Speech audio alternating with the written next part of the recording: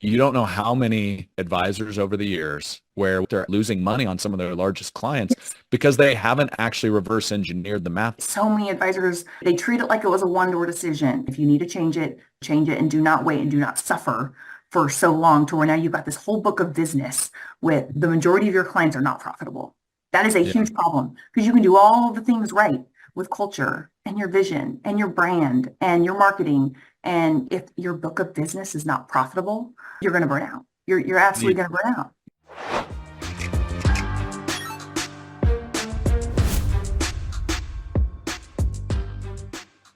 Welcome back to another episode of Do Business, Do Life. Have Sara Baker with us here today. Welcome, Sara. Thank you for having me, Brad. It's a pleasure. This is fun. We've been talking about this. I mean, we've been working side by side, for a year plus as you've helped build Triad Wealth next to Sean and I. Your official title is president of Triad Wealth. And we're like, we should probably have you on the show. Sean and I have learned a ton from you. You have a very different background than both of us. We grew up in insurance world. You grew up in wealth management world, which is one of the reasons we love having you work beside us. And so we're like, well, let's record this and put this out to the world because there's a lot of advisors we know can benefit from some of the wisdom you've picked up over the years. So Excited. Thank as you. we, yeah, you're welcome. It's well deserved. So as we kick this off, I think one of the things that I found very common for some of the top performers in finance in general is many have some form of an athletic background, competing in sports growing up, some, very competitive in high school. And then you and I have a shared collegiate, me being the football player, you being the volleyball player, you being at a higher level, Division 1. So let's go ahead and get into like Sara coming up in the world. You're playing volleyball and then you make it to the D1 level. There's obviously a lot of those attributes that can carry over into the after school world. So looking back on the college career, give us a little bit of that growing up in California and get us to kind of the collegiate side of Sara. Yeah. So I definitely was a jock. There was no surprise. I feel like that I was playing sports. My mom was a college athlete. My dad was in like obsessed with baseball. So I was going to be shoved into a sport one way or another. So sports was very part of my household. We were always outside. Also had the fortune of growing up somewhere that was warm year round. So just was outside all the time. And volleyball was definitely popular, like not the way it is now. So volleyball was just a natural kind of thing for me to try because I was an extrovert and liked the team aspect. My mom was a swimmer. I tried swimming and I was bored. It's so quiet. Nobody to talk to. It's There was tough. no, yeah, I lived for the swim meets. I loved all the swim meets. That was when I was really happy. But then I'm like, but then you have to practice or, you go to practice for hours a day, just swimming back and forth. So I knew that okay, I'm going to have to play team sport because I like the teamwork, the communication, and all of that. And the one of my coaches was an assistant coach in college, and he became a head coach right around the time I needed to commit and think about where to go. And we had history, and he became the head coach at Wichita State and talked me into going out with him after his first year. So that's how I ended up in Kansas. Like everyone's like, how did you go from California to Kansas? And like I trusted him and loved his vision, and he had a really successful career as an assistant coach. So made that jump, and I knew like I was like I want to go D1. I don't care necessarily where it's at. I'll go anywhere in the country that'll let Mhm. me play the position I want to play and where I believe in this kind of vision of a coach. So that's what Mhm. led me to Kansas and what led me to playing volleyball at Wichita State. Awesome. Well, I now know it's funny people when they meet me, they're like, okay, you're in finance and you're in Kansas. Those two typically they're like, wait, how's that work? People think of Wall Street and I'm like, well, how most people get to Kansas, you're born there. And now I know the other way people get to Kansas. You get recruited in to play volleyball. So Yep, um, sports. yeah, so okay, so that's cool. So you have this collegiate career, and then I believe the vision, obviously you became an attorney, which we haven't got to that part of the story yet. But before you decided you wanted to become an attorney, you actually were going to follow your dream to do professional volleyball, correct? Yep, I wanted to play professional after school. You have two paths. You can go to Europe, or you can play overseas, or you can do beach. Mm. And you can go to California and you can do the Manhattan Beach thing and train in that. And I missed home. I missed the sun. I felt like my body was banged up a bit. And I was like, I want to do the beach thing. I grew up playing beach and really loved beach and loved the partner I played with. And so wanted to move back to California and take a break from school, but just I didn't want to have any regrets. Mhm. Now I'm kind of like, I kind of wish I would have just gone to Europe. Like I can't. Mhm. It's so embarrassing. In fact, I've never been to Europe before. I'm like, yeah. So I'm like, now I'm like, oh, that would have We'll been great. get you there eventually. I have a Yeah. feeling Triad will make a stop in Europe before long, so we'll get Yes. that checked off the list. Yeah.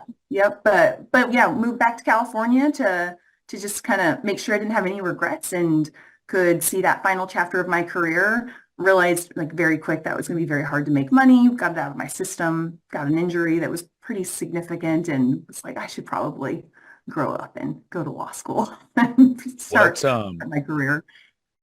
So out of curiosity, I also had a pretty severe injury playing college sports. I tore my ACL and I actually ended up doing better after the injury, extensive rehab, all that. I'm curious, what sort of injury did you have and what did you learn from it? Yeah, I herniated my C4 or C3. Oh, So it was, yeah, herniated disc was pretty serious. Could have had surgery and rehabbed and all of that. And I was young though, I just graduated from college and it was you can let this ride and it will heal itself over time, which I mhm, chose that path. Like, let's go, I'll take on debt, I'll take on law school debt to make money instead of doing all this rehab. I'm not going to make any money, and it would have been nearly impossible. I mean, it was so hard to make money back then. It's not like mhm. it is now. You do it because you did it because you loved it back then. Yeah. And yeah, it's one of those things I'm actually really glad it happened. It made me really reevaluate, like don't kind of take things for granted and like play like it's going to be your last time because it was my last time for many, many years before I hit the volleyball court again. So now, Which, by the way, you recently did and had some pretty good success. You better fill everyone in on that story. yeah, I had not played volleyball for a very long time. Just got busy with kids and work and a group of girls that I'd played with in my 20s. We decided to get the gang back together again. Some of us came out of retirement and we went and played at USA Volleyball Open Nationals in the Masters division. So for those of you who are listening, don't know what that means. It means we're all over 40. We'll just like put that one out there. Hey, once an athlete, always an athlete. Yeah, That's what I say. but yeah, we wanted to play age appropriate, not play against 20-year-olds that were going to destroy us. So we went to Columbus, Ohio a few weeks ago and played at nationals and ended up beating Brazil and Canada. We took home second place. It was pretty That is amazing. It awesome. was really, really cool. Yeah. That is awesome. Well, And congrats. thank you. And it was one of these things. I'm going to like shout out to Triad. I'm not sure I would have done this at a previous career or job where I would have felt like, okay, I can step away for something. This is just for me. It wasn't even Mhm. for my family. It wasn't for Yeah. kids. This was this is a me thing. I want to do this to see like how this goes and just bond with some friends. And I felt like that was so culturally acceptable and supported and got so many texts and like wanting updates from so many colleagues. And I just don't know if I would have done it previously. So Yeah. I do give lots of thanks and appreciation for Triad for just creating that culture where when we say DBDL, like it is a real thing. Like Hey, you do yeah. that. Obviously, our goal is to crush it on the business front, and I'm humbled by the level of talent we have, and I'm sure we'll get into some of that as we get it deeper into the Triad Wealth story. But you got to have the do life side too. It's about that integration and slaving away at business the rest of your life. I don't think that's any way to live your life. So I'm glad we were able to support you through that. So let's go back to so you're done with volleyball.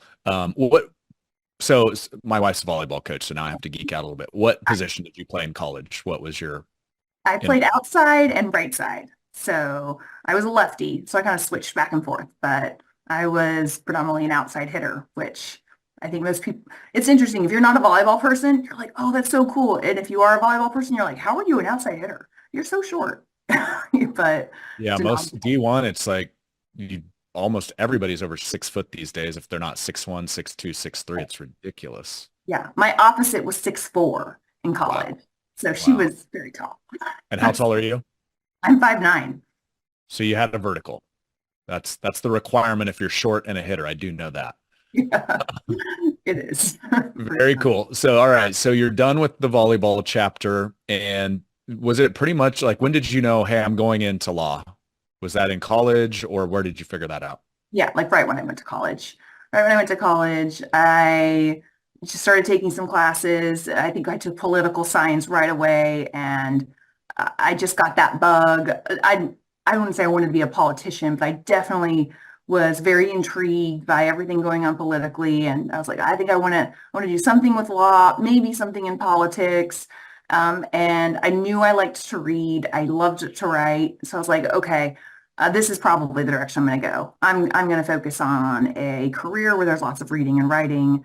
And I think I knew by the end of my first semester. I did not know in high school. I think in high school I was so like, I'm getting a scholarship. I'm playing volleyball in college. Like that was all I could see, and I couldn't see anything else. And then Yeah. once I was in college, it's like, well, I have to have a goal after college. So I kind of like shifted and figured that out pretty quickly. Yeah. So you graduate. I'm going to skip through. I know law school is not like this fast, but obviously you go through law school and then you land at a pretty substantial firm in Kansas City. And that was kind of a weird gateway into finance. So share that story and then we'll get to the financial side. Yeah, yeah. I ended up working at Brian Cave Leighton Paisner, which is an international firm that's headquartered in London, and they represent a lot of corporations. I was a commercial litigator, so represented companies in commercial disputes and labor and employment disputes, and lots of contract law. But a lot of my clients ended up being financial services firms, international firms, but even some regional firms that ended up with labor and employment issues and breach of contract disputes and like especially breach of solicitation provisions and non-competes and all Mhm. of that. And so I had that experience working with financial services firms, and it's kind of crazy how many financial service firms there are in Kansas City that Yeah. are national. Yeah. Like, there's a little hub. There's a hub in Overland Park, Kansas. And when you're at a big law firm, you're either going to become partner or around probably between years 4 and maybe 6 or 7, you go in-house. Hmm. And that you kind of start figuring out your path. And I didn't want to become partner. I wanted to go in-house was the Hmm. path that I kind of knew was a better fit for me. I'm curious because those that know the wealth space, I mean, that's literally in our backyard. So Triad's based out of Lawrence, and a lot of our talent has been sourced out of the KC metro area on the wealth side. What do you have a thesis for why like the creative plannings, the Mariners of the world, how those grew up in Kansas City? Was it sheer just randomness or how did Kansas City become a hotbed for some of the largest national RIAs in the country?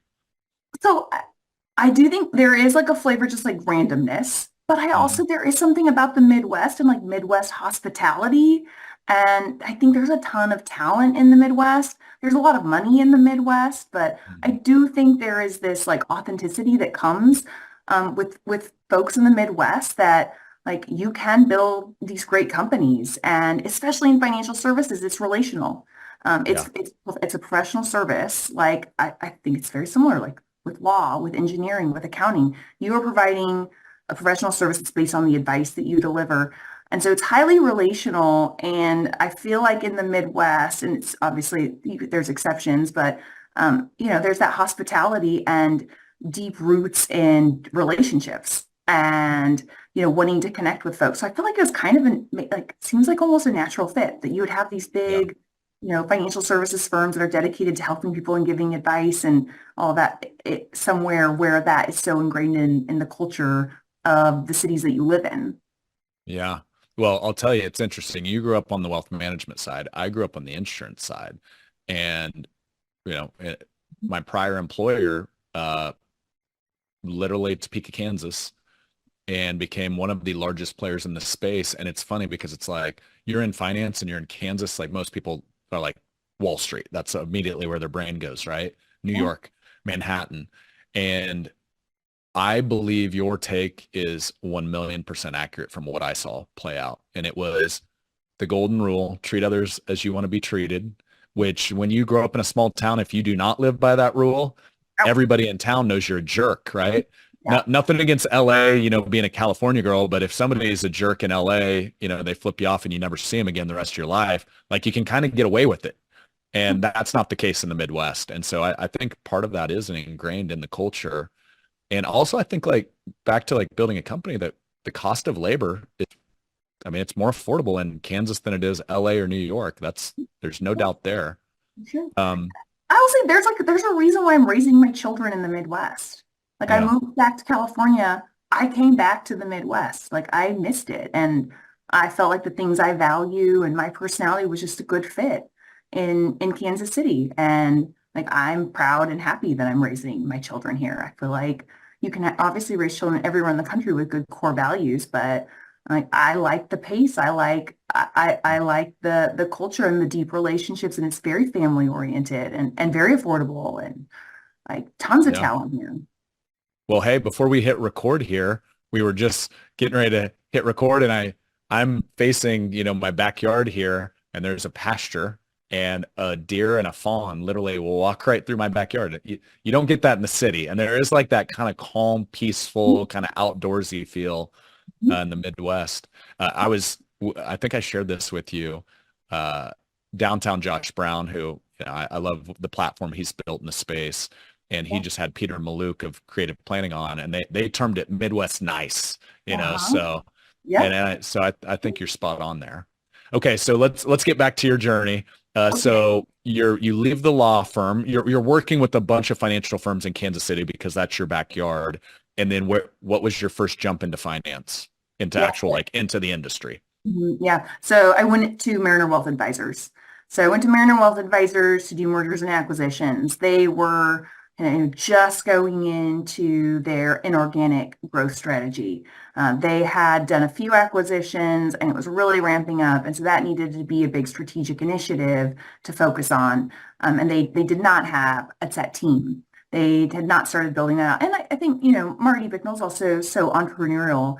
And yeah, I think he wanted to really grow fast and, look at technology and all these things that was happening in financial services. I mean, the whole financial services space has just changed and evolved so much in the last 10, 15, 20 years. And I mean, it's still like honestly a fairly young industry. And Yeah, so I think, Marty just had these big growth goals, big vision, and wanted to start, acquiring firms and, getting really creative with his growth strategy. And so I felt like that was just so exciting to me. And I was ready to have a bigger impact and just focus on one client where Mariner was my only client doing M&A. And I liked the relational aspect of switching to M&A. I was a litigator. I was yeah, litigating a lot of business disputes and not all of it was like what you see none of it really honestly was what you see in a courtroom. I'm going to be really candid. But I was ready for that shift of like doing the deal. Like, let's do a deal. Like we yeah. both want the same thing.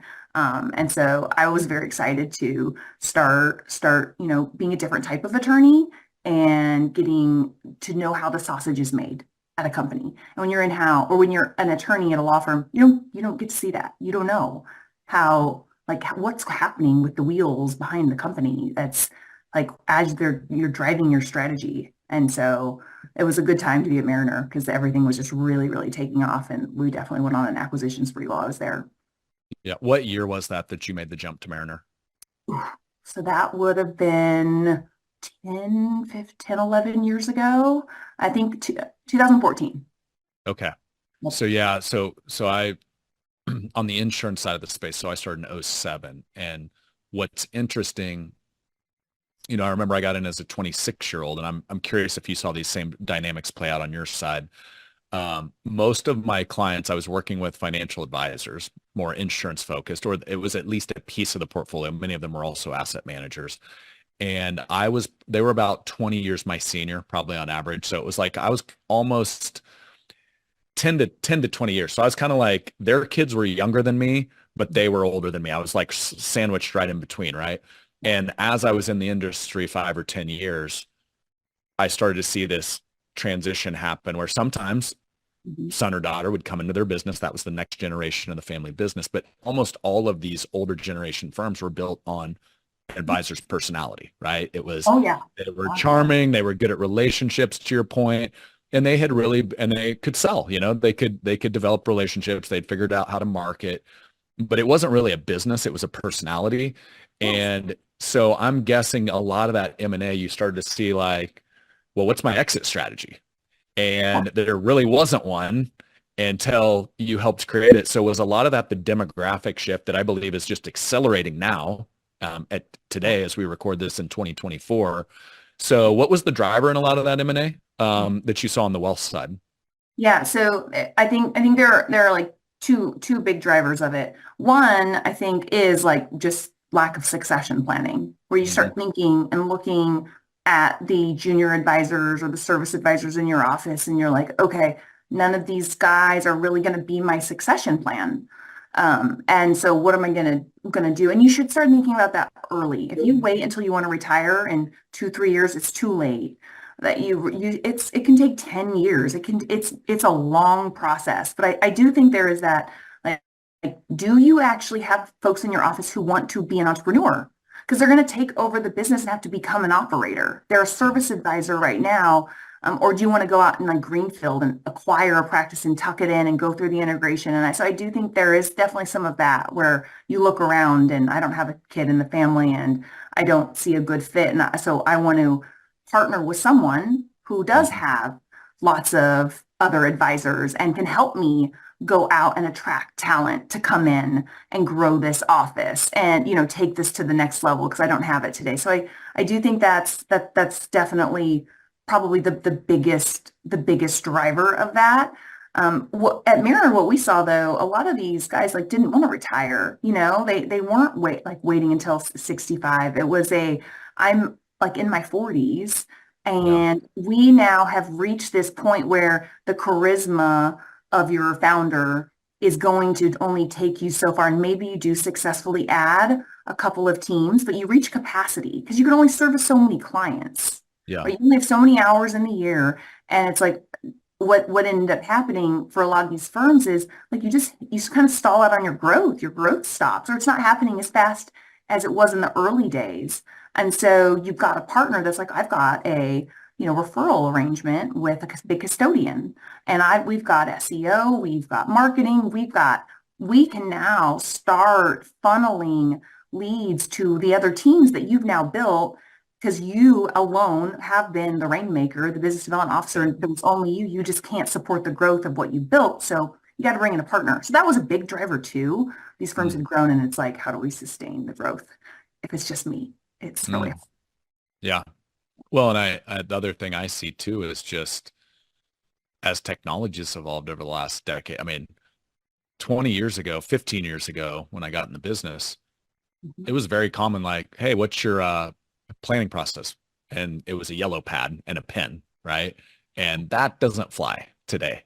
And so I think as technology needs evolved, I'm guessing that was probably part of the scale, and the driver in M&A was just the technology needed got expensive. Is that fair?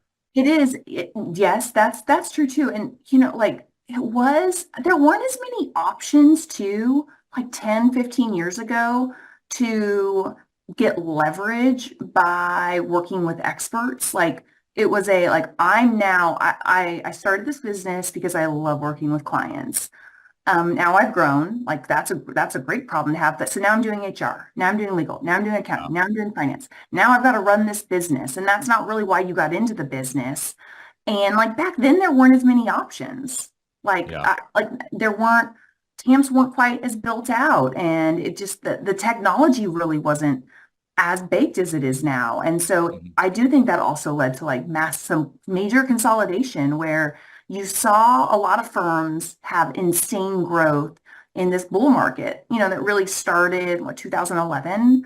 And the market just like drove so much growth in a lot of these RIAs. And you're growing, and now you're dealing with all these issues and things. You're running this business, and smart folks like Marty and others are like, we can help. You Yeah. can, you shouldn't be spending your time on HR and all these things. So, And then obviously the technology plays an enormous role in all of that. Hey, I can relate as a co-founder with Sean on as the business grows, the HR need grows. And I'll tell you who shouldn't be doing it. It's me and Sean because it's not going to be run well. And I know many advisors probably feel the same way. And so it's, as it turns from an advisor business into a true small business or a corporation, depending on size, yeah, those needs change and evolve. So you're living in M&A world. It's your time at Mariner. And then you make a jump into a very different world. Did you go back to school before you made that jump, or you made the jump and then you went back to school because your focus changed? Can you walk us through that? Yeah, I did end up going back to law school to get my master's of law and tax. That was after my jump.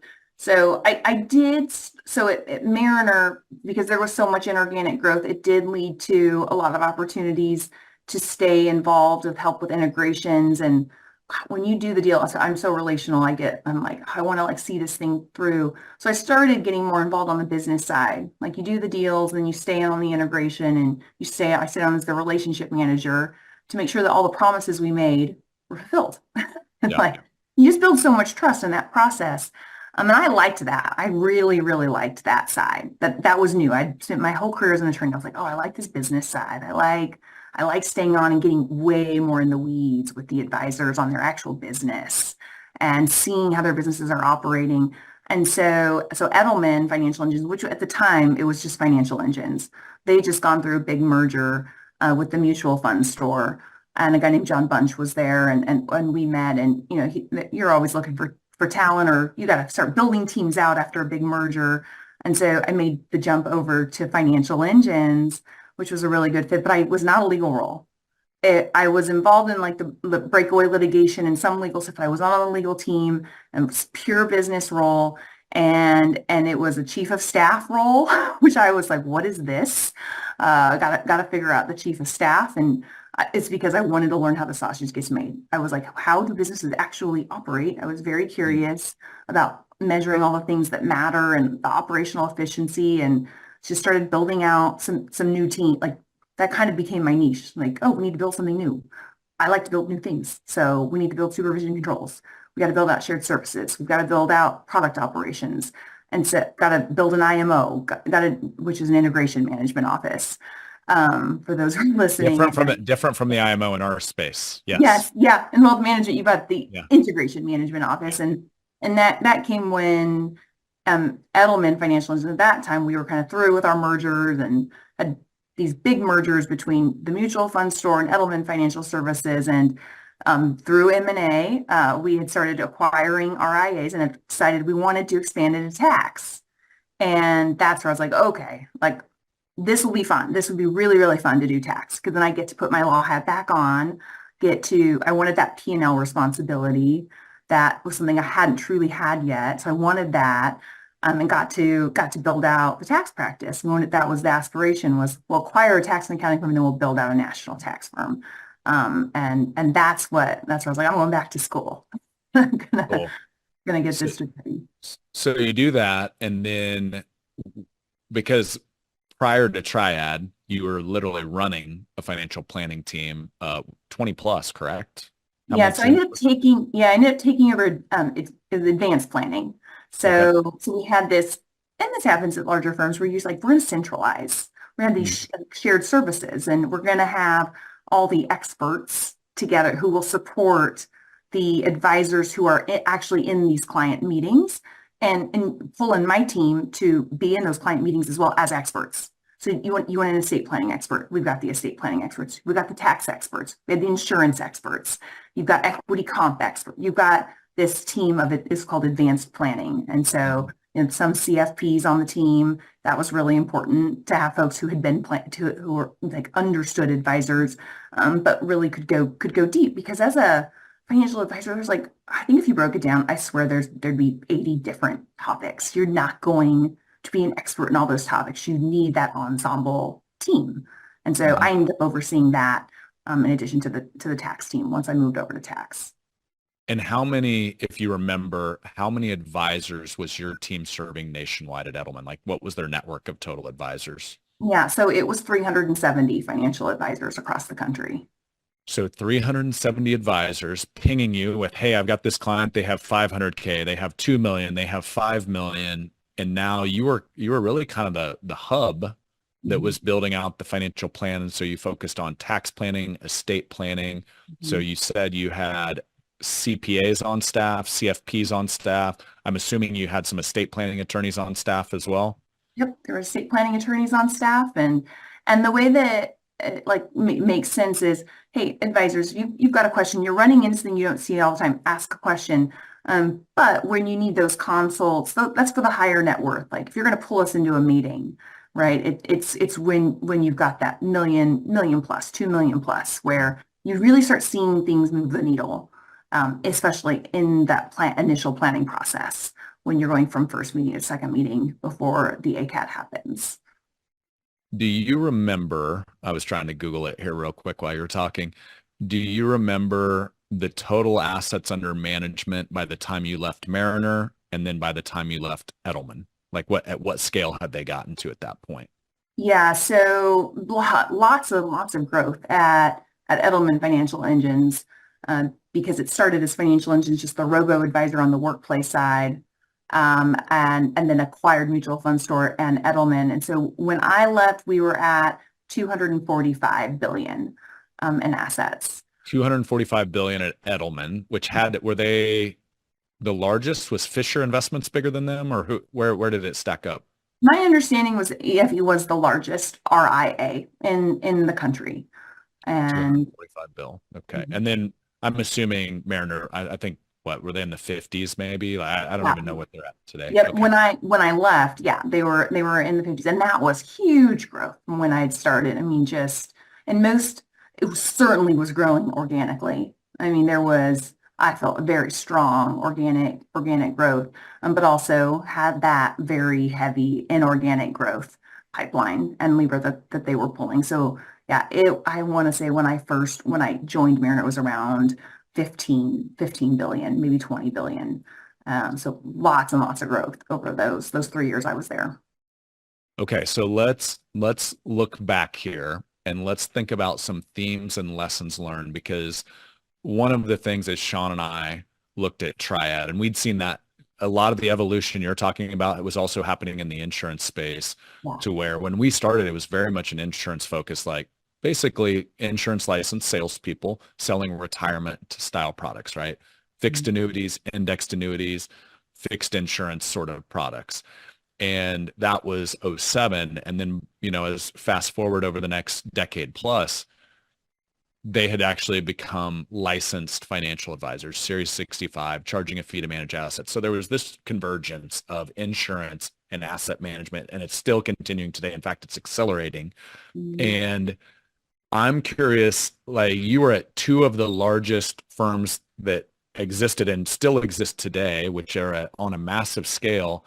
And I know one of the things that Sean and I were thinking, how do we build this wealth team? Because we had worked inside of a company that had done it, but a lot of what we saw in the insurance space was insurance guys that had grown up in a very different world that's like, oh yeah, well, that's not that hard. Let's go get the licensing. Let's walk across the hallway. And now we have a wealth management division Yeah. run by insurance guys.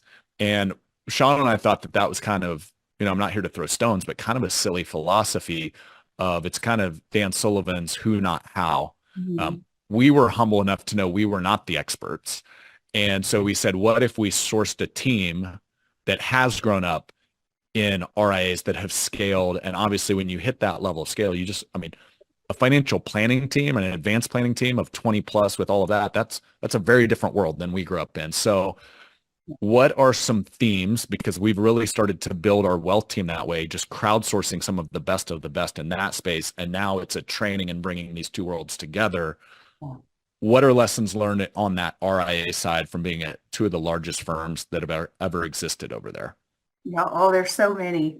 It's like where do we start Hey, with just riff, just get on what? your soapbox and go. It's all good. Yeah. Well, one, you have to know as you're building something new, you are going to make mistakes. And I think there's some temptation sometimes to like do analysis paralysis and like wait till everything's perfect. I've heard the phrase minimal lovable product, and I really like it. Of like you do as you're figuring things out, you just have to go figure out, get the basic business requirements, go to your clients, figure out what your clients like actually how they operate. Your job, though, I think, is to bring to clients what they don't even know that they want, what they don't even know is possible. As I think if you're going to take on that like leadership role, but just like no, you are absolutely going to have missteps. And if you wait until everything is perfect and you know every single answer, it's just it's not going to happen. And so I think sometimes, right, as you're trying to grow and do all these really big mergers and scale and grow at a massive scale, you can miss opportunities to add more value if you don't just go to market and start testing and kill things fast. So test, learn, get it out, make sure it's minimally lovable product, and then kill it if it doesn't move on. Don't beat yourself up over it and like think you're a failure in all of these like hindsight. You're gonna have some missteps. So I'd say that's a big lesson learned of giving yourself some grace along the way as you're like building and growing really fast, but you got to move on fast. Like learn the lesson, fail fast, and like the firms, the leaders, the teams that are really good at that and know it's inevitable and pick themselves up, I feel like you end up growing so much faster and you build something really special if you can commit to that.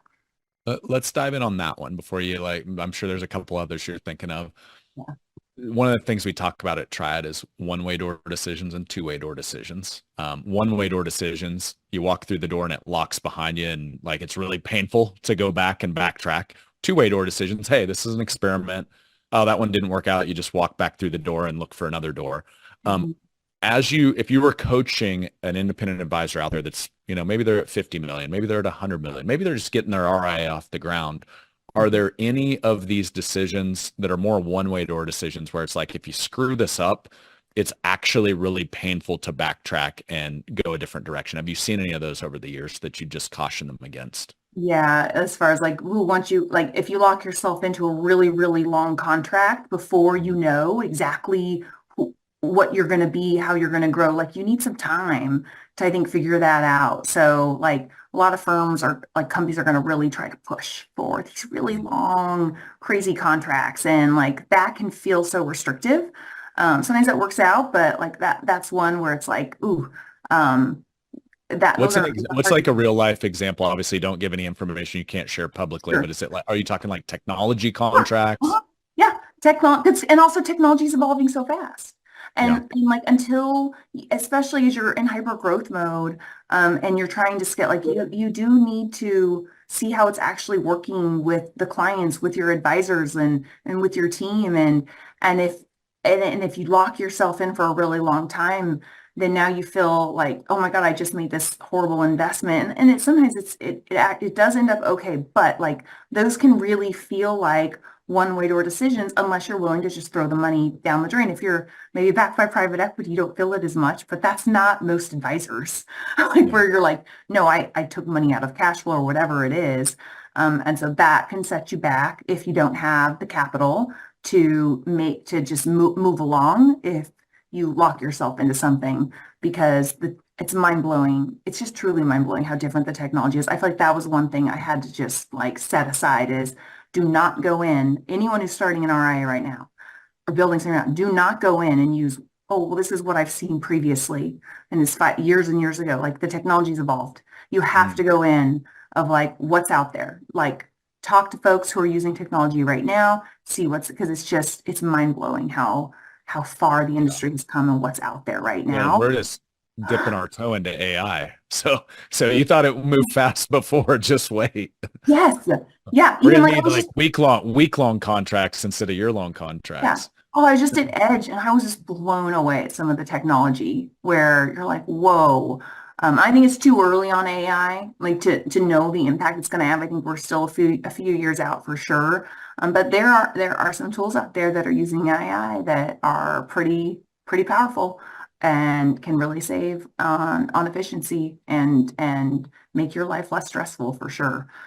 So, and I will say this, one thing advisors think, because we're like Triad Wealth right now is working with so many advisors who are changing their business models, launching their RIAs, and everyone thinks this is a one-way door decision, and it's not a one-way door decision. And I just want to get this one out there, is everyone spends way too much time trying to figure out their fee schedule before we launch. And spend so much time like, well, what should I do? What's the right? And I'm like, well, like just pick one and reverse engineer how much you want to make, and then figure out, okay, like how many clients are you gonna do you want to have?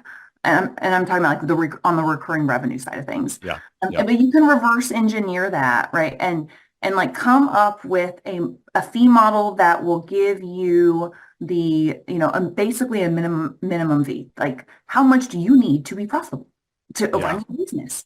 But a lot of buyers spend so much time on it, and it's like you hit something though that I think I don't want to just fly by, because I think sometimes like these little nuggets of wisdom, people are like, oh yeah, that makes sense, but they don't actually like dive in. Yeah. You don't know how many advisors over the years where when you look at the math that they charge, they'll go back and they will just not make any money, especially as the net worth goes up. They will discount the price so much. So they're doing so much work. They're actually losing money on some of their largest clients because they haven't actually reverse engineered the math like what you're talking about. Yeah. And yeah, you got to do it. And then like when you're launching too, like wait and see what happens, and be prepared to change your rate card if you need to, and do it like early and don't wait. So many advisors, they treat it like it was a one-door decision, and it should not be, especially when you're like, for everyone out there who's thinking about starting an RIA or building your RIA or whatever it is, like just pick a rate card, reverse engineer it. And if you need to change it, you should change it, and do not wait and do not suffer for so long to where now you've got this whole book of business with the majority of your clients are not profitable. That is a huge problem, because you can do all the things right with culture and your vision and your brand and your marketing, and you're crushing client acquisition and you're crushing client retention. But like if your book of business is not profitable, you're going to burn out. You're absolutely going to burn out.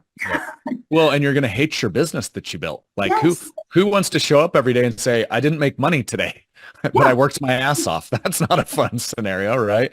Yes, I think every advisor who's listening to this should get a report and scrub your book and do an audit and see like what's your average account size, what's your average rev per client, and figure out, like reverse engineer that of how much money you want to make, and figure out like what should you be making per client to live the life and run the business that you want to. And I bet you a lot of advisors are like, oh, I got a problem. Well, hey, now you're getting me on the soapbox, so be careful here. I think sometimes we overcomplicate our own businesses in this space, and there's all these lessons in business where it's almost like silly simple. Would you walk into a McDonald's and you look up and there's 5 extra value meals, 7, however many they have today? Would there ever be an extra value meal, number 1, 2, 3, 4, 5, that they put up there that does not make the company money? Oh, well, if they order a 5, we just lost money on that order. They would never do that. And what I've seen happen oftentimes by accident is, and especially in our space, because we're playing in the world of asset management and insurance and the integration and income planning and investments and taxes and healthcare and legacy and estate. So let's just consider that the recipe on the extra value meal, right? Whatever that blend is. And I've seen, especially as you start to scale multiple advisor firms, because the founder, they know the P&L, right? They're the ones paying the bills. Guess who doesn't know the P&L? Advisor 2, 3, 4, 5. And so now you've got 5 different recipes depending on the advisor the client sits down with. And I've seen this, the young 24-year-old, they think they're Warren Buffett. And so it's like everything's going like we're 100% AUM. Well, guess what? The marketing program does not support that revenue structure. Obviously, everything, I put this through the lens of being a fiduciary, right? We're always going to start there. But if your product and your ingredient mix does not, if you've got menu options that are not profitable, that is a broken business. That's right. Have you seen some real life examples of that, or do you have thoughts of that on your side? Yeah. Oh, I've absolutely seen it. Especially, it's really I love M&A. It's so fun. Mainly the integration side that happens afterwards, because you learn so much. You really learn so much about not just how the business operates, but like who the founders really are and what they want and what they view as significance and success for themselves. And like you always address this after the integration, but you see you have so many clients who you make no money on, like, and you need to clean, at some point you have to clean that up. And if you want to live the life you want, and I think what everyone doesn't realize, I just throw this out there, is the impact it has on the team. I think a lot of times the founder does not realize what that does to the team who's servicing these clients and the way that they're sometimes treated and their perception on like what it's like to be spending so much time on clients where you're like, we only make like $500 on them a year. And they're Yeah. sometimes the noisiest clients and the most difficult clients. Oftentimes. And like that's not lost on your team, and talk about like you're doing all these things right, but it can kill morale and can like just suck down your culture if you're not running your business, I don't say the right way, but if you don't keep an eye on that, everyone knows the clients who are noisy and you make no money on. and and that's not sustainable for long-term growth. Well, and think about this. We talk about it at Triad member obsession, our members, right? And because we don't say advisors or agents, because we truly want to curate a community of the best financial advisors, but also great humans that are growth minded and we want to get together and do life with as well. But if you think about it, if we don't run a profitable business model and you're an advisor, can you truly deliver on a fiduciary standard of service if you're not in business 5 years from now? Even the clients you do make money on, you don't have a business model that's going to be able to support them long term. So if you want a true fiduciary approach, you better figure out a business model that allows you to stay in business. Yeah. Yeah. Well, so we're having so much fun right now. So another thing, I'm just gonna like throw out there that I knew this would get rolling. I knew it would. So another thing that I've seen, especially with the aggregators out there, where when it's I fundamentally believe that you should separate business development, marketing from service. That like most people only have one or two true gifts, like God-given gifts. And those are two different roles and paths and job functions. And so what you have to be really careful about as you're building your business, because I've seen the tail end of this on M&A and at the aggregators where you're captive, is if you do not, as you're making that shift and you as a founder are like, no service, you don't do any service. It's your service advisors, the folks who are meeting with these clients every single year, and you are focused on maybe running the business or you're focused on just sales, whatever path you decide, depending on how large your company is, over time, as like after 5 years, 10 years, and they're the ones now, they end up feeling like it's their client. They're meeting with them every single year. Yeah. You have to give career pathing to them just like you want more. Well, so do your people. And so what are you doing to bring them in as a partner into the business and have that plan early on? Because what they're going to see, We're opening up rabbit holes. Be careful. But what they're going to see, like, I could just go, like, I just will take this and start my own now, or like, you don't want that. Don't make that mistake. Know that that is the model, like the selling advisor, the service advisor, and that is a recipe for major success. But think big picture and long term of what's going to happen when they've been servicing that client for so long. They will feel like it's their client if you're not intentional about the culture, the comp model, and all of those things. You need to retain them. So important, or things will blow up. And I've seen that on the other side. Yeah. And that is one of the reasons Triad exists today. Yes. We saw a lot of really successful financial advisors that were playing solo player games. And the only way to grow and scale past that was start playing a multiplayer game and have a bigger team. Mm-hmm. Well, the thing is, as you start to lead and grow a team, the problems change. You're now a business owner or a CEO. And if you want people not showing up, clocking in like it's a job, you better create career tracks, to your point. And you know what's a really good model? Law firms. Like think about that. You just said it earlier. You're like, I went to school, yes. And then there was a path to partnership, but you knew if you worked your butt off, there was a path to becoming a true partner where you share in that firm's profits, right? Yes. Yep, exactly.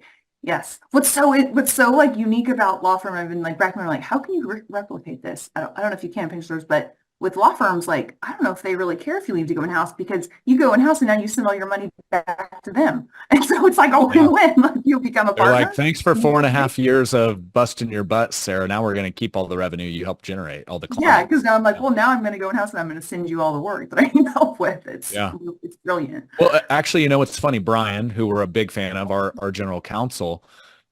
It's almost like these law firms are planting seeds of like, well, now they're going to go back to all their buddies that are still at the firm when they need to outsource some additional work. So it's actually Yes. not a bad business model. I know. I love, yep. I'm very loyal to BCLP. Like they were good to me. It was a good 5.5 years and I love working with them to this day. Yeah. Yeah. Well, I'm looking at the clock here and it's flying. So I'm going to keep rolling here. So, okay. So we go back to some of the things that we've seen break. Were there any, before we move off of Edelman and Mariner, just any like final lessons learned there? Because I want to get to Triad Wealth. We're doing some really cool stuff. No, I know. I'm I like, want I to just share want to some of talk those about lessons. triangles right now. No, as far as any other lessons learned, it's uh, the biggest one that I would say is as you're growing really fast and you are scaling, do not lose sight of the folks who are on the front lines doing the work and like who your clients are. As you get big, really big, you can lose sight of that if you're not intentional. It can be done. I feel like I've worked with firms that are just incredible and amazing, and I've had really good experiences. But you do have to, when you go into hyper growth, super scale mode, do not lose sight of who your clients are and the folks who are doing the work, not doing the work, but right, their front lines, because you have to retain that talent long term to have that cohesiveness and Yeah. to get the ROI. So I'd say that's the only thing, and I think that applies to anyone, to Yeah. not just like big, wherever, every advisor of really, really take care and pay attention to like who your clients are and who are the folks who are servicing those clients. And don't make any assumptions, like spend the time to really invest in them and keep your finger on the pulse. It's easy to lose sight of that when you grow really, really big. Completely agree. This is a trust and relationship business. And if your client has a 5-year relationship with somebody, they are probably not going anywhere. Right. But if it's Right. and by the way, this talks to another pain point in finance is high turnover, and that goes to becoming a leader and a CEO. It's actually not about being a great salesperson. Now, granted, you still can be good at sales, but Yeah. now it's more about leadership and leading and really growing leaders with inside of your firm as opposed to being a great salesperson that closes every client, that walks in the door. Yes. And because I've seen the turnover and your clients see it too. So if you're one of those high turnover firms, you're just going to be kind of cutting your legs out from underneath of you with that trust that's required You need to with retain your talent. clients. You Yeah. want to do everything you can to retain your talent. Yep. Okay. And fire fast too. After mergers, after as you're growing, you're going to make some bad hires. Man, you got to fire fast if you make bad hires, and you will. Everyone does. Can I share one of my favorite coaching questions with you on that one? Yeah. Yeah. I borrowed this from somebody. I don't know who it was, or I would give them full credit. So the tough thing with, and I know at Triad, like, unfortunately, we've had some people transition out, and we try not to say the word firing, because like firing's like they're a bad human or something. It's like, guess what? There's seasons. Sometimes there's short seasons that team members are with you. Sometimes there's longer seasons. So it's for them and for you. But one of the questions I heard to cut through the emotions of, oh, but this or but that, but we can save them. Knowing what you know today, would you hire them? Yeah. Right. And it's like, boom, like I've asked that and it's like an instantaneous, nope. Okay. Well, that tells you everything you need to know. Yeah. Yeah. And I think there's sometimes like just this negative connotation, like, oh, they weren't good at their job, or it's like sometimes it's just bad alignment. Like Yeah. what they want culturally, what you want culturally, aren't the same thing, or just not the right time for their skill sets, or align with what you need right now, or you need something now, and it's going to take them a year to develop it. And it can be so many things. It doesn't have to be Yeah. someone who's terrible at their job. Well, let's get to Triad Wealth. And there's, as I was thinking through this, number one, if you're listening in, this is not a commercial. That's not our goal here. The goal of this show is bring an awesome team member in Sara that has a really cool background that Sean and I have learned a ton from, and share it with you all. So that's my disclaimer. But some of the things I think we talk a lot about first principles, like going back to just ground zero, because the cool thing is we were at ground zero. We had no team. And we talk a lot about member obsession, and Sean and I have had the benefit, as you have as well, Sara, of like working with some of the best independent financial advisors in the country, and just knowing these are common pain points when it comes to their business, whether it's the insurance side, the wealth management side. And really, we're just thinking like, how do we solve those in the most efficient way? And, you look at Amazon, which we borrowed member obsession from, they called it customer obsession. Guess what? It really sucks to click on a website, have to fill out 18 forms, and then put in your credit card every time, and then put in your address and then ship it. So what they do, they got it down to like one click and it shows up 2 days later, right? That's customer obsession. So we look at kind of that same vein, member obsession. So as we go to Triad Wealth, what are some of the things, because I'm humbled at the talent that has joined the team so far. So maybe if you start to think about the talent acquisition that we've started to bring in, but at the end of the day, the why behind that, what are some thoughts as we've started to assemble the Triad Wealth team there? Oh, yeah, we've had such an awesome story. I feel like it's really been special.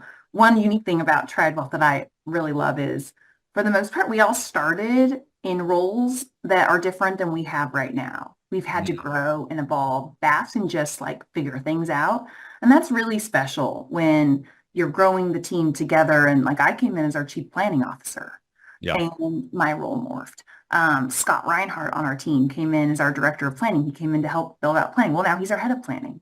Right. Like Lindsay Burrick, she's amazing. She came as our ops director. Well, she's like leading operations now. Like she is our ops person. Like Jenny Park has just like come in and beyond crushed it with what we thought she was doing. It's like, oh yeah, no, she's like our client experience guru. And I think one of the biggest like, whoa, super special about our team is our chief investment officer was not our chief investment officer. He came as our portfolio manager, but it was like, whoa, he's got some serious chops and hasn't had that at that. And I mean, he got promoted quickly. And it's just really, it brings your team really close together. Brent, shout out Brent. Yeah. Brent, Enneagram 5 can talk to you about rowing on a concept too, or he can go deep on a portfolio. So either or. Yeah, and his favorite food is oatmeal. I did not know that. We might need to work on him on that one. Yeah, we were all like, better have some like brown sugar or fruit in there or something if it's going to be oatmeal. Well, I will say we did this. We have, it's not strategic plan. We do execution planning every quarter, and we did called the 5 C's as the icebreaker. And you have to go through and say, what's a car that represents you, a cartoon that represents you, a cuisine, a color, and a car. And when Brent got to cuisine, it was oatmeal, and everyone was like, what? But it's like, you're the perfect CIO. There's no better CIO ever, because his like rationale for oatmeal was like, well, because you can add all sorts of stuff to it. But it's like, building a portfolio. It's got to have a solid base, and then you can sprinkle some stuff in it. There you go. Yes. And I was like, oh my God. It was just, I don't know how to say it other than it's really a special team where we're so cohesive and in sync, and we have fun, and everyone works their butt off. And I don't want to call us underdogs. That's not true, but none of us came from like Goldman Sachs or JP Morgan, where it's like these silk stocking firms. We came from very, very great firms, but none of us came in like planted by like a private equity firm where it's like, well, you're going to come in and like, expect to do something. It's like, well, we all want to build. I think what's kind of cool on that, because you're making a really cool point. You mentioned you grew up in Mariner. We had some that had spent time at creative planning through their journey. Some that have made a stop at Carson. So you look at, it's a lot of Midwest firms. Brent was at where, UMB? Yep. Midwest. Yep. And so we've got a lot of those small town roots, but they were in large firms, right? So that's a really cool theme on the team. Yeah. And like everyone on the team has like done the work and has been in leadership, but it's like now it's just elevated to where we can apply everything that we've learned. And uh, it's really incredible, like how much I feel like we have accomplished in a really short period of time, and how we could just make decisions really fast. And I feel like everyone's really empowered. Of everyone, you're an expert in your area, and the team has come together like nothing I've honestly never been in part of anything quite like it. So big Well, kudos. me either. That's for sure. And it has not been easy. And testament to you all, we call it, the phases of scale. There's always a storming phase. And we faced it on the Triad partner side, on the insurance side, the Triad wealth side. Like, it doesn't matter how awesome the people are, how good of humans, how high the skill set. Throw 10 random strangers in a room. There's going to be conflict as you learn to communicate, as you learn to work together, especially there is so much passion. And sometimes passion, if it's not communicated in a healthy way, can lead to conflict. And it's been really cool to see the team come together. Yeah. As we'll drop this episode, what's cool, it's not so much what we say, it's what our members say. And it's been really awesome because I look at the insurance side of the space. Insurance is much easier to move your business, right? And so one of the things Sean and I grew up in the FMO, IMO, NMO space, for those familiar, so insurance brokerage, is if you didn't take care of your client, if you did not follow through on your promises, they were gone, because it was, here's a release. I moved my business from FMO A to FMO B, and there was no conversation required. They were just gone. You're like, wait, they went down the street and I didn't even know it. And that's more difficult on the wealth management side because you have to repaper clients. It's kind of like really sucks, right? And obviously we're doing everything in our power to make that easy for those that want to join Triad Wealth. But it's almost like, because it's so hard to move, many in the BDE, I'm just going to call it in the securities world, because I don't want to like throw any stones. Let's just say people in the securities world, whether RIA, BD, it's almost like they can kind of get away with not like holding up their end of the bargain always, or maybe like the ultimate member experience, because it's so dang hard to move. And have you seen that? Because on the insurance side, I think one of the beautiful things is we marry these two worlds together. You had to have member obsession here, or you didn't have clients or members. Where RIA, it's like you can kind of get away with abusing the client a little bit because it's so dang hard to move. Yeah. What are your thoughts on that? Yeah, and this happens in captive too, where people sell their business. Now they're an employee, and it's like, man, good luck. Like, you're kind of trapped, even if it turns out to be something you don't like, and it's really hard to move. Like, because the clients all have to come. Obviously, a little bit different than what we're doing with Triad Wealth, but similar in that what I've seen is, for some people, you just have to go through. It has to be so painful. It can't just be like, oh, I'm not happy, or this is annoying. It's like, in order to go to your clients, and you also have that fiduciary standard. So how do you show that making this move is in the best interest for them? Like, you do have to make sure that this is in their best interest, but you have to go to them. And then there's this fear. Sometimes I think it's a little bit of head trash, but it can be legit, of like, well, if you go to your clients, it's out for them to say, no, thanks, I'm moving somewhere else. And that's risky. You don't want to do that unless there's a lot of folks in your book you want to get rid of, like you just did the audit, like we talked about earlier. You've got a lot of non-profitable clients. Maybe you do want to go through a transition and fire the ones you don't want, but you have to go through the process. Yes, sometimes you can do negative consent depending on your circumstance, but you still have to talk to your clients. They're going to have questions, and it's painful. And so the assets get sticky. And so sometimes I feel like there's a lot of vendors, and that's what sometimes also I've seen something like really, I'm going to try to say this politically correct. I'm just going to say slightly shady tactics when it comes to, there's a lot of legal contracts involved in, setting up wealth management relationships. Yes. And I think there's like I've seen some things where there's like a G number, for example, and, an advisor or a firm thinks they are an independent RIA, which means they're in control of who manages the assets. Well, little do they know, they're, whoever they were working with just slid their G number right on top. And now they're actually not independent because somebody else has to give them permission for moving their clients and all that. So have you seen just some of those things, or are there things you would look out for out there in the space? Yeah, we've uncovered a lot. Like I feel like there's a lot of you trust. You end up trusting your vendors, your partners, and sometimes it is just like ignorance. Like the Yeah. other side is just as ignorant as maybe you or you just trust and they're confused. Sometimes it is maybe on the more malicious side where you're like, or maybe it's just incompetence of like ignorance or incompetence where it's just like, what is going on here? But Yeah. yeah, no, I've seen it. I've seen the contracts where you think you have an agreement with your clients and you read it and you're like, yeah, no, it's actually a co-advisor agreement and like it's not actually as clear as you'd like it to be. And like you end up reading the contract and it's like, have you read this provision in here? Because like if something happens to you under this contract, like your book gets flipped to retail and like then Yeah. you don't own the clients. The clients, if you're under a corporate RIA, I'm talking about if you're Yeah. a corporate RIA structure, and so a lot of times you just don't necessarily understand what that means. You hear, oh, corporate RIA, and don't necessarily connect those dots. And even if you are an RIA, like you got to be careful and make sure it's really clear, like who owns your data, who owns your client data. And I think there's so much confusion around that, especially transitions of what can you actually do with client data.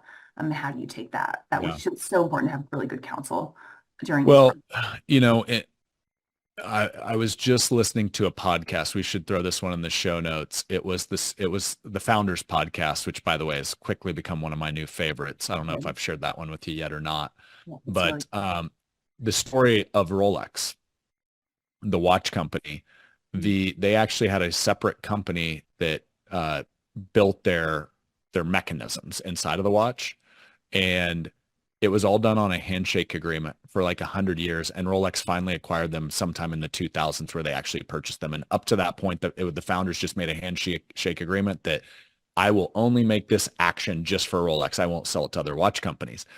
That is not the world we live in today, unfortunately, right?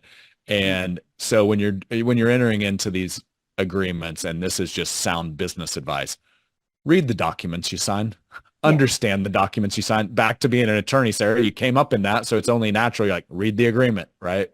And like, you Um, don't know agreement says yeah, that. Everyone's like, what? yeah. So we're getting to kind of risk mitigation. Let's get to like what we've seen drive business and what's cool. We had an episode, it's a Triad member episode, one of the earliest adopters of Triad Wealth, Tim and Julie Sullivan, and we can throw their episode into the show notes here. So this was cool. And honestly, I don't think I fully understood the power of this, and it's becoming a reality now. But I always did understand, and we've got clients like SHP. We did an episode with them, so go back and listen to that one too. But if you truly deliver on holistic financial planning, and the problem is that's a different definition depending on every firm you talk to. So that's part of the confusion in the marketplace is what is a financial plan? How do you define that? How we've really tried to define it is by the CFP standard: income, investments, taxes, healthcare, legacy estate, right? So that's kind of the recipe. But when you actually start to deliver on that, and one of the ahas as you came over from Edelman was an advanced planning, because as the net worth goes up, the complexity goes up, the problems go up, and the expertise needed goes up. And you, as you came in to lead that team, as you brought in Scott, who's an absolute rock star. We were hanging out last night at Nico Moon, by the way, talking about wealth management, solid combo. And what we've seen, the Sullivans had probably they were a great firm before they got to us, by the way, but they're managing assets. They've got insurance that's a part of their portfolios that they build for their clients. Their biggest clientele, like investable assets, was 1 to 2 mil. They plugged in to our financial planning team because we do have that ability. And I know we're working to scale that because it's working so well. So if you're listening to this, like, and you're a Triad member, like, we're working on it, hit us up. We're going to continue to scale that so we can serve everyone. 12 mil, 6 mil, 12 mil, all three of these clients, with the help of our advanced planning team, in the last 60-ish days. And keep in mind, they'd never worked with anybody above 1 or 2 million prior to that. Let's unpack that. What's your thought process? What do you think is the why or the cause behind that? The Sullivans shared kind of their side of that on their episode, but what have you seen? Because you've seen that at larger scale at Edelman. Yeah. What's Yeah. the need and why does that play out that way?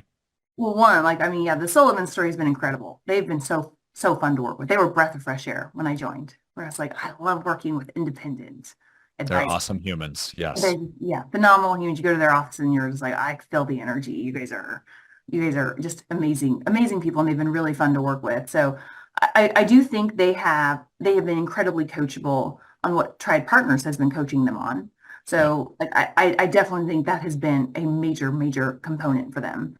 Like they adopt what you teach them and what you're talking about because they want to grow and they care so deeply about their clients. I don't know if I've really seen a firm that, like, I mean, man, they really care so deeply with their clients, and that does show up. That absolutely shows up, I think, in their planning process when they're meeting with prospects, and then what happens afterwards, which is just as important. But I do think they've really adopted what Triad has been coaching on, and so they've got their marketing and their sales funnel and process and their vision and their culture are like really dialed in. But they came in as an early adopter with Triad Wealth and leveraging the planning team and knowing, hey, we're really good with the client relationships, but like to land a larger client, like we need some help. You need experts who can think about all things and have the time, right? To like Mhm. really drill in. Like you don't necessarily have the time. So they were like, who, not how, right? And reached out to us Yep. to ask us for help. And I think just like leveraging Triad's team. And I mean, it was a team effort. Like our investment management team got pulled in, our life insurance team got pulled in, our case planning team got pulled in, everyone got pulled in, regardless of what solutions were ultimately implemented. Everyone was pulled in, and I think that ultimately led to a really good recommendation that Tim has been able to deliver, and Tim is just very gifted, I feel like, to connecting with his clients and right, like establishing that trust very early. Most advisors, I feel like a lot of advisors are really good at building initial rapport, but the quicker you can turn rapport into trust, I think you're much more likely to convert. And what better way to develop trust when you've got this team of experts behind you? And Tim even pulled the team in for Yeah. meetings. And I think that's huge. Like, don't Yeah. be afraid. Some advisors are very scared of that. Of like, oh, like if it's more than me, like what will the client think? It's like, dude, your prospect will be blown away. Your prospect will be absolutely blown away when you bring in experts to the table and it's not just you. That ensemble team is incredibly powerful. I think the advisors who are resistant to that or want to keep it of just like me because of whatever fear they have, I think you're gonna have a hard time closing those really high AUM clients. They want to see a team. They want to see a team Yeah. behind you. So I think Yeah. Tim's doing a phenomenal job embracing that concept.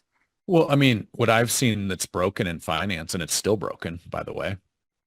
We're working to fix it, by the way. One of the things we have on repeat in our meetings is we're changing an industry, and we're not saying it as cliche. We mean it, and it's not easy. But if you look at, it's almost like a Venn diagram of three worlds. It's a financial planner, right, or a financial advisor. Then you've got a CPA that is their tax world, and then you have an estate planning attorney. And the problem is you have three separate individuals, often, and I would say it is rarer that those three actually know each other than not, to where it's almost like you're writing one book with three different authors that have never met each other. That's like the best analogy I can make. It's like, what kind of book is that going to be? And so one of the things I've seen is if you look at a family office or a multifamily office approach, what do? They just bring it all in-house and it's one-stop shopping. And really, if I look at the advanced planning team, what we're doing is we're like fractionalizing that, where you can say, hey, okay, well, you could do it yourself. You could go hire a reputable, very good estate planning attorney. By the way, what's your guess as to market cost for that in just like an average market? Oh Like man, if I was just going to yeah. go out. A lot of attorneys are going to charge a flat fee, right? Like for estate planning, but I mean Yep. anywhere from 2 to 5,000. I mean, if you want a slat, it's No, going to no. If you were going to hire it, like bring it in-house, like an actual oh attorney. you better you're talking 200K at least. Yeah. Okay. So there's a 200K hire. Now you're going to go hire a CPA. Ballpark. What do you think? Yeah, you're paying 150, 200. Okay. So we'll go high to be conservative. So 200 and 200. Mhm. What am I missing? Assembling. You want a CFP CFP? who like Okay. is good at Medicare, Social Yeah. Security, all these like, really nichey topics. You're going to pay another 150. Okay, so we're up to 400, 550. I'm breaking a rule by doing math in public here, by the way, but this is so far easy math. So 200, 200, that's 400 plus 150. We're now at 550, 550K payroll. We haven't even got into healthcare and making sure And the investment benefit side. management. Yeah. And what about a CIO? You have to also talk about CIO. investments in the plan, like someone who really And can get in the portfolio manager, your CIO. Yeah. we're approaching, not quite there, but we're approaching $1 million payroll already with those four. So now back to a virtual family office. What if you had those resources? And the cool thing is like Tim's not seeing a $12 million client every week, unfortunately, you know, but when he is, he's got the horsepower to solve the higher end needs. And also the thing we haven't talked about is like financial planning software, you know, the e-monies, the Money Guide Pros, there's a lot of options out there, but you know, Oh, kind of our de facto e-money seems to be really rising to the top. I know there's other options, and that's kind of like talking politics or religion and finance because there's a lot of different views. that's But always now fun. actually have a team that can get down into the sandbox and play and build is huge. And so how have you seen that play out? And maybe like we've got the Triad wealth approach, but just in finance in general, have you seen that be a big trend in the larger RIAs? Like most really large RIAs have centralization. Like they use centralized non-client facing activities. And so I think that's where there's so much opportunities. Can you retain your independence where you are still an entrepreneur? You don't want to be controlled. You don't want someone who's not in your business telling you what you can and can't do, but you can still have access to all of those resources. That's really, really powerful. Instead of having, say, I'm going to go be captive. Now I'm going to be an employee. If you truly are an entrepreneur and you want to keep that independent spirit. And so I think that's what we're trying to deliver, because the big firms have done that, but everyone has the same, everyone's an employee. And I think you can reverse engineer that and have the same type of experience, but support entrepreneurs. And I think too, I saw this at EFE, and I think it's important for our Triad members who are listening or any advisors who are listening is when you don't have to bring the experts to the first meeting or second meeting, right? You're just saying that you have access to it is powerful. Just Yeah. saying, oh yeah, I can call someone for help with tax planning, or yep, I know we work with someone who's an expert in Medicare or expert in Social Security, and I'll have them run a report, like and they can write like that's really really. You don't have to actually bring them to the meeting, and some people think that you have to, and it's like you can. It's an option. That's normally best for like very high net worth clients, but like you just having access to it and saying it is beyond powerful. And so I do want to call that out. Yeah. Um, and Well, yeah, go ahead. Sorry. the only thing I'll call it too is it's really time consuming running a business and managing, keeping your culture intact and meeting with clients, doing all those things, and to stay on top of technology and where the industry is going. And when you can partner with a team that's centralized and are specialists, then they can do that for you. Can you imagine, like, when you want to go out and RFP a CRM, like you're going to go like meet with 5 CRM companies, you know how long that's going to take you, and like maybe you get it right, maybe you don't. When you have partnerships or experts and they will stay on top of that for you. Like that's one thing we take pride in. Like we want to know what's going on with the industry and what's going on with the technology. Like what are the rising planning tools and estate planning tools and CRMs and all of that. And as a business owner who wants to really invest in your culture and the things that will add value to your clients, be client facing, that there's so much lift, I feel like, in having access to that if you don't have to spend your time doing that, especially if you don't love it.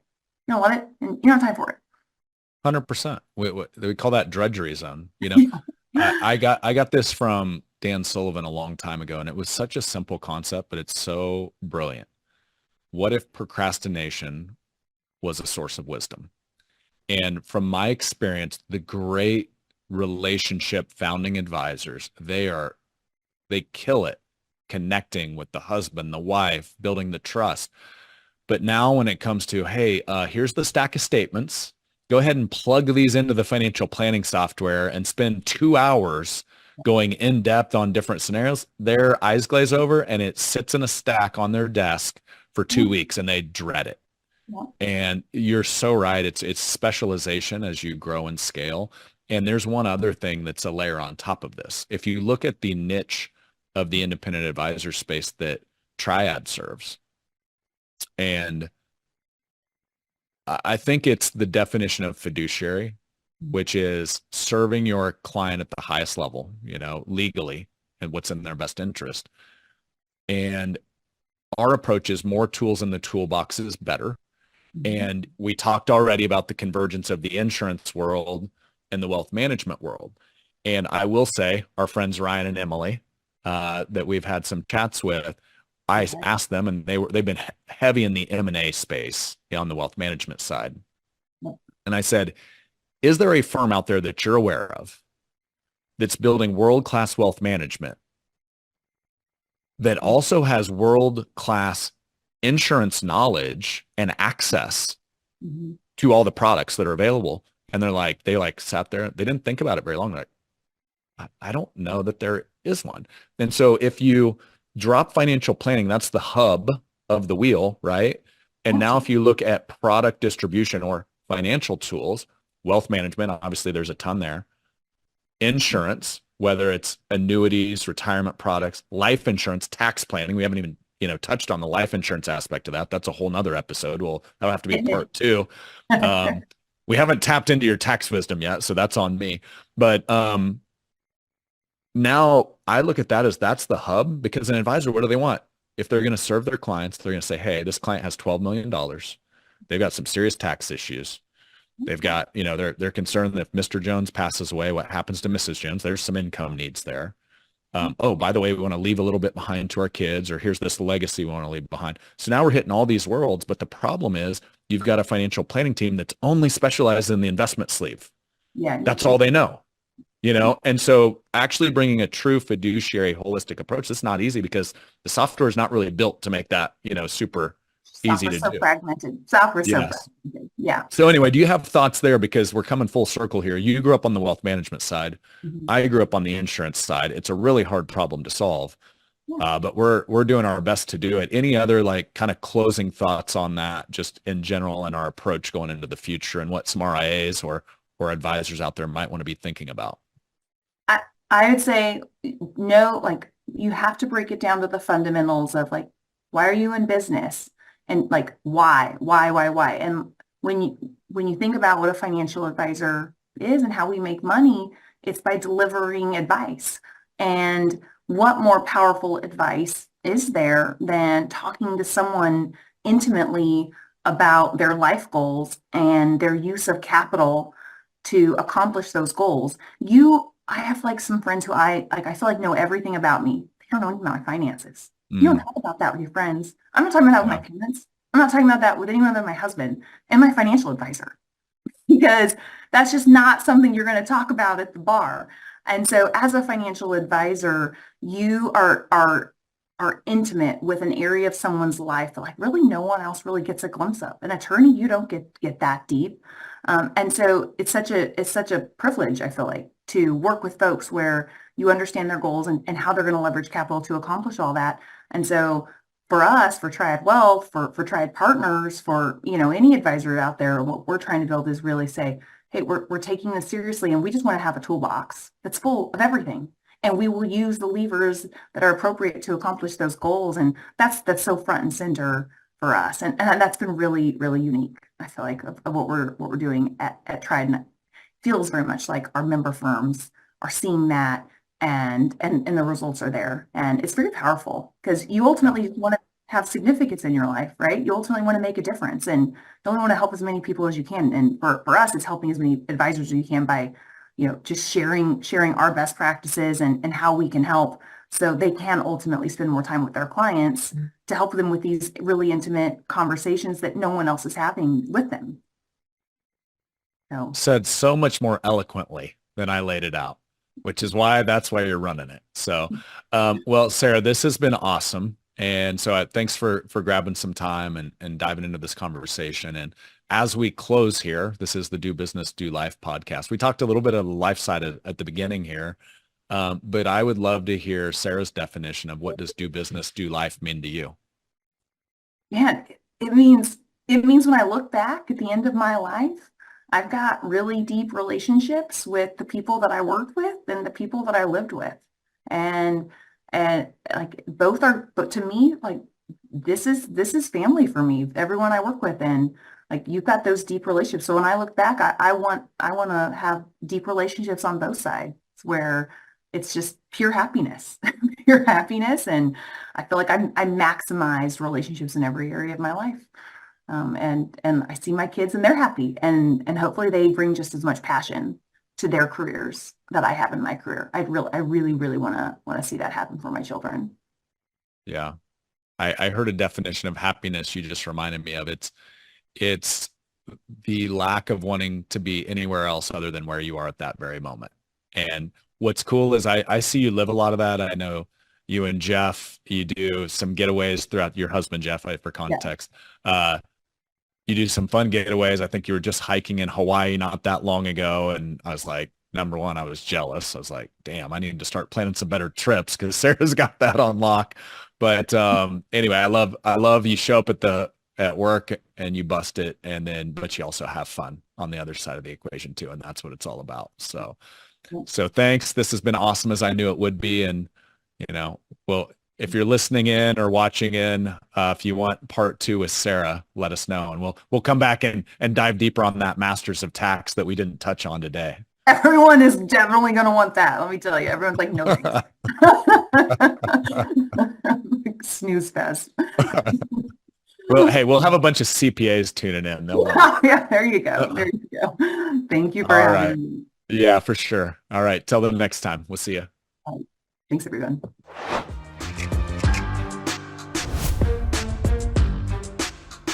Thanks for checking out this week's episode. On to this week's featured review. It comes to us from iTunes user Richard York, 5 stars. He says, fantastic insight. As someone who transitioned into the financial world looking for meaningful work and a healthy work-life balance, the DBDL podcast has provided a lot of fantastic insight. No matter the guest or topic, I find myself learning and unlocking something new each episode. I am grateful for having found this podcast to be part of the Triad community that Brad has helped create. It truly is a special quote unquote pack. Well, Richard, we're glad to have you in the pack as well. And I will tell you, what's really fun is not just working with the founders, but working with their entire teams. And we say this a lot. We're going to sound like a broken record, but it's not a big enough dream if it doesn't require a team. There is no business of significance that has outlasted a founder that didn't have a team. You look at Apple and Steve Jobs. He created such a vision, such a company that it outlived him. And so if you all are going to do that in this space, it takes running as a pack. As we say at Triad, we run as a pack.